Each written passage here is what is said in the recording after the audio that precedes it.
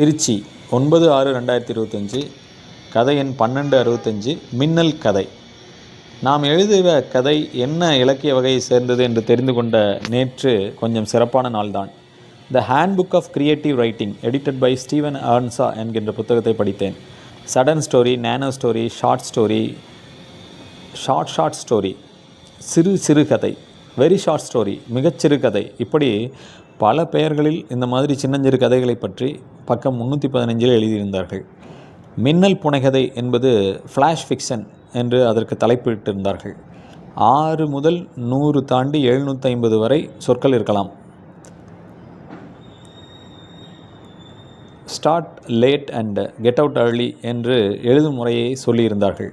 அதாவது கதை நடக்க ஆரம்பிக்கும்போது விட்டுவிட்டு காலம் கடந்து சொல்ல ஆரம்பித்து, உதாரணம் போன கதை 1264, அது முடிகிற முன்பே திடீரென முடித்து விடுவது.